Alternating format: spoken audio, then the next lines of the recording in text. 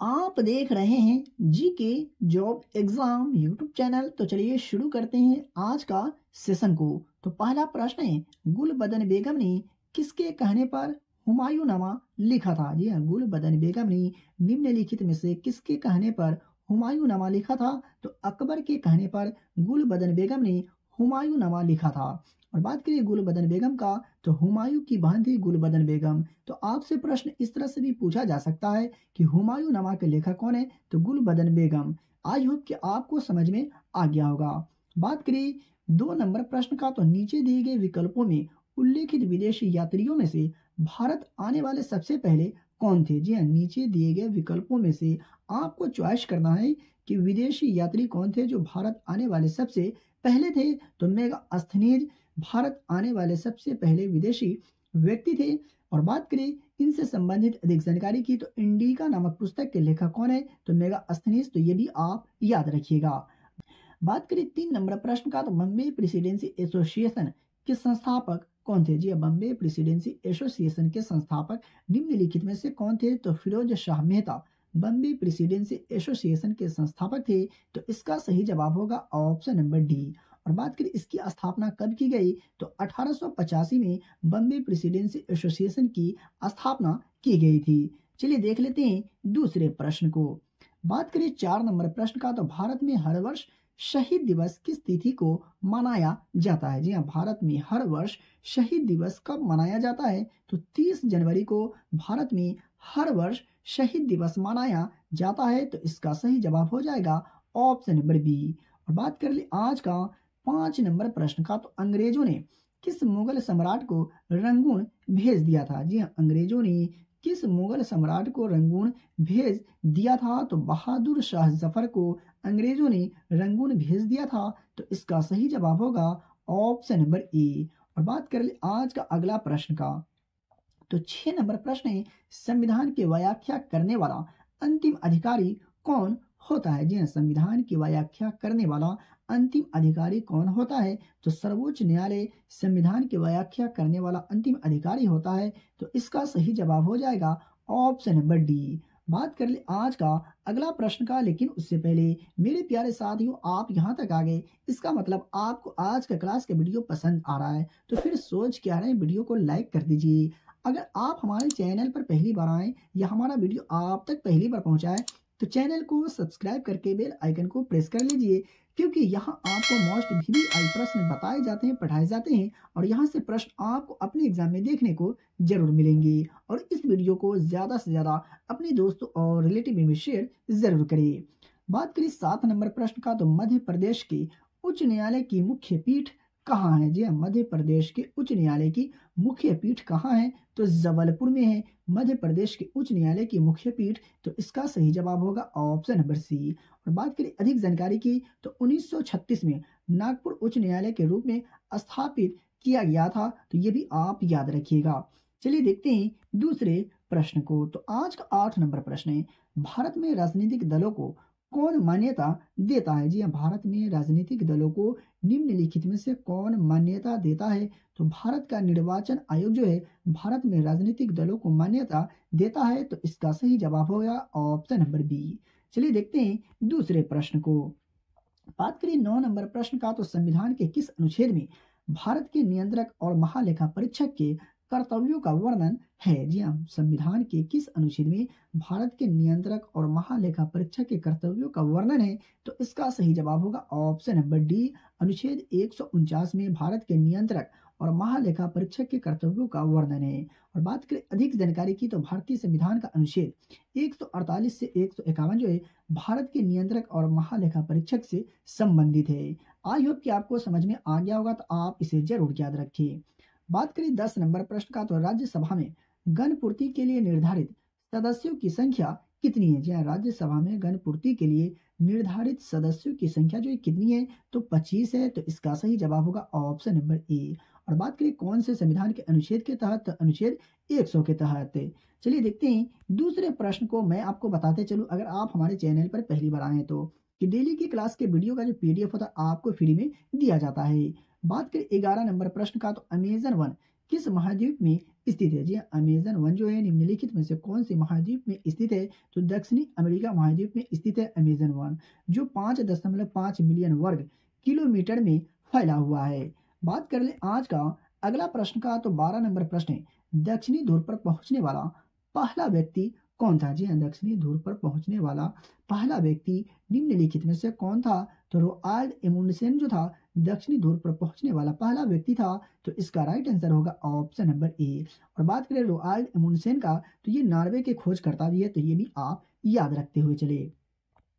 बात करें आज का 13 नंबर प्रश्न का, तारों की दूरी किसमें मापी जाती है? जी हाँ, तारों की दूरी किसमें मापी जाती है? तो प्रकाश वर्ष में तारों की दूरी मापी जाती है। तो इसका सही जवाब होगा ऑप्शन नंबर डी। और बात कर ले आज का अगला प्रश्न का, तो 14 नंबर प्रश्न है, सौर मंडल का सबसे ठंडा ग्रह जो है कौन सा है? जी हाँ, सौर मंडल का सबसे ठंडा ग्रह कौन है? तो नेपच्यून जो है सौर मंडल का सबसे ठंडा ग्रह है। तो इसका राइट आंसर होगा ऑप्शन नंबर। बात करें नेपच्यून का, तो नेपच्यून जो है सौर मंडल का तीसरा सबसे विशाल ग्रह है। चलिए देखते हैं दूसरे प्रश्न को। तो आज का 15 नंबर प्रश्न है, डोवर जल संधि किसके बीच स्थित है? जी हाँ, डोवर जल संधि जो है निम्नलिखित में से किसके बीच स्थित है? तो इसका सही जवाब होगा ऑप्शन नंबर सी, इंग्लैंड और फ्रांस के बीच स्थित है डोवर जल संधि। और बात करें अधिक जानकारी की, तो आमतौर पर यह पानी का एक चैनल है जो दो लैंड मासों के बीच स्थित है। बात कर ले आज का अगला प्रश्न का, तो आज का 16 नंबर प्रश्न है, प्राथमिक क्षेत्र में डैश जैसे आर्थिक क्रियाकलाप शामिल होते हैं? जी हाँ, प्राथमिक क्षेत्र में निम्नलिखित में से कौन से क्रियाकलाप शामिल होते हैं? तो इसका सही जवाब होगा ऑप्शन नंबर सी, ए और बी दोनों, यानी वानिकी और खनन जो है प्राथमिक क्षेत्र में जैसे आर्थिक क्रियाकलाप जो है शामिल होते हैं। बात करें नंबर प्रश्न का, तो निम्नलिखित में से कौन एक सतत विकास का लक्ष्य नहीं है? जी हाँ, निम्नलिखित में से कौन एक सतत विकास का लक्ष्य नहीं है? तो ओजोन परत का संरक्षण जो है एक सतत विकास लक्ष्य नहीं है। तो इसका सही जवाब होगा ऑप्शन नंबर सी। 18 नंबर प्रश्न का, तो मुद्रास्फीति किस कारण से होती है? तो इसका सही जवाब होगा ऑप्शन नंबर ए, मुद्रा पूर्ति में वृद्धि तथा उत्पादन में ह्रास के कारण जो है मुद्रास्फीति होती है। चलिए देखते हैं दूसरे प्रश्न को। तो आज का 19 नंबर प्रश्न है, निम्नलिखित में से किस राज्य में पहली बार हरित क्रांति की शुरुआत की गई थी? जी हाँ, निम्नलिखित में से किस राज्य में पहली बार हरित क्रांति की शुरुआत की गई थी? तो पंजाब राज्य में पहली बार हरित क्रांति की शुरुआत की गई थी। तो इसका सही जवाब होगा ऑप्शन नंबर ए। और बात कर ले आज का 20 नंबर प्रश्न का, तो राष्ट्रीय वन नीति किस वर्ष शुरू की गई थी? जी हाँ, राष्ट्रीय वन नीति किस वर्ष शुरू की गई थी? तो वर्ष 1988 में राष्ट्रीय वन नीति की शुरुआत की गई थी। तो इसका सही जवाब होगा ऑप्शन नंबर ए। और बात कर ले आज का 21 नंबर प्रश्न का, तो सिरका का पीएच मान लगभग कितना होता है? जी हाँ, सिरका का जो पीएच मान होता है लगभग कितना होता है? तो 2.5 जो है सिरका का पीएच मान जो है लगभग 2.5 होता है। और 7 से कम पीएच वाले पदार्थ प्रकृति में अम्लीय होते हैं। तो ये भी आप याद रखिएगा। और बात करें आज का 22 नंबर प्रश्न का, तो निम्नलिखित में से कार्बनिक अम्ल जो है कौन सा है? जी हाँ, निम्नलिखित में से कार्बनिक अम्ल कौन सा है? तो इसका सही जवाब होगा ऑप्शन नंबर सी, एसिटिक अम्ल जो है कार्बनिक अम्ल है। और बात करें इसका रासायनिक सूत्र का, तो CH3COOH इसका रासायनिक सूत्र होता है। बात करें 23 नंबर प्रश्न का, तो उच्चतम प्रथम आयनन विभव वाला तत्व जो है कौन सा है? जी हाँ, उच्चतम प्रथम आयनन विभव वाला तत्व डैश है। तो इसका सही जवाब होगा ऑप्शन नंबर सी, नाइट्रोजन जो है उच्चतम प्रथम आयनन विभव वाला तत्व है। जो 24 नंबर प्रश्न का, तो निम्नलिखित में से कौन सा अभिकेंद्रन द्वारा पृथक्करण की विधि का अनुप्रयोग नहीं है? जी हाँ, निम्नलिखित में से कौन सा अभिकेंद्रन द्वारा पृथक्करण की विधि का अनुप्रयोग नहीं है? तो इसका राइट आंसर होगा ऑप्शन नंबर सी, मिलावट किए गए खाद्य पदार्थों को अलग करना अभिकेंद्रन द्वारा पृथक्करण की विधि का अनुप्रयोग नहीं है। चलिए देखते हैं दूसरे प्रश्न को। तो आज का 25 नंबर प्रश्न है, निम्नलिखित में से किस रासायनिक यौगिकों को लूनर कास्टिक के रूप में भी जाना जाता है? जी हाँ, निम्नलिखित में से किस रासायनिक यौगिक को लूनर कास्टिक के रूप में भी जाना जाता है? तो इसका राइट आंसर होगा option number A, silver nitrate को लूनर कास्टिक के रूप में जाना जाता है। और बात करें इसकी रासायनिक सूत्र का, तो AgNO3 इसका रासायनिक सूत्र होता है। देखते हैं दूसरे प्रश्न को। बात करें 26 नंबर प्रश्न का, तो निम्नलिखित में से कौन से रोग का पता लगाने के लिए मैनटॉक्स परीक्षण किया जाता है। जी हाँ, निम्नलिखित में से कौन से रोग का पता लगाने के लिए मैनटॉक्स परीक्षण किया जाता है। तो तपेदिक नामक रोग का पता लगाने के लिए मैनटॉक्स परीक्षण किया जाता है। तो इसका सही जवाब होगा ऑप्शन नंबर सी। और बात करें एलिसा परीक्षण का उपयोग जो है एड्स का पता लगाने के लिए किया जाता है। तो ये भी आप याद रखिएगा। बात कर ले आज का 27 नंबर प्रश्न का, तो हैजा रोग डैश के कारण होता है। जी हाँ, हैजा रोग जो होता है निम्नलिखित में से किसके कारण होता है। तो जीवाणु के कारण होता है। तो इसका सही जवाब होगा ऑप्शन नंबर ए। और इस बीमारी की खोज पहली बार अमेरिका में हुई थी। तो ये भी आप याद रखिएगा। बात करें 28 नंबर प्रश्न का, तो सुनहरा चावल जिसे गोल्डन राइस भी कहते हैं, जो निम्नलिखित में से किसका समृद्ध स्रोत है। जी हाँ, सुनहरा चावल जो है निम्नलिखित में से कौन से विटामिन का समृद्ध स्रोत है। तो इसका सही जवाब होगा option number B. Vitamin A का जो है समृद्ध स्रोत है सुनहरा चावल यानी गोल्डन राइस। चलिए देखते हैं दूसरे प्रश्न को। तो बात करें 29 नंबर प्रश्न का, तो मुर्रा जो है किसकी नस्ल है। जी हाँ, मुर्रा जो है निम्नलिखित में से किसकी नस्ल है। तो भैंस की नस्ल है मुर्रा। तो इसका सही जवाब होगा ऑप्शन नंबर बी। और बात करें अधिक जानकारी की, तो दूध उत्पादन के उद्देश्य से इसे पाला जाता है। किसे बात करें 30 नंबर प्रश्न का, तो संयोजी उत्तक की निम्नलिखित कोशिका में से कौन सी कोशिका जो है हिस्टामिन का स्राव करता है। जी हाँ, संयोजी उत्तक की निम्नलिखित कोशिका में से कौन सी कोशिका जो है हिस्टामिन का स्राव करता है। तो इसका सही जवाब की अगर बात करें, तो ऑप्शन नंबर सी इसका सही जवाब हो जाएगा। मास्ट कोशिकाएं जो है कोशिका हिस्टामिन का स्राव करता है। चलिए देखते हैं दूसरे प्रश्न को। तो बात करें 31 नंबर प्रश्न का, तो जब एक जहाज एक नदी से समुद्र में प्रवेश करता है तो क्या होता है। जी हाँ, जब एक जहाज जो है एक नदी से समुद्र में प्रवेश करता है तो क्या होता है, यह थोड़ा ऊपर उठता है। तो इसका सही जवाब होगा ऑप्शन नंबर ए।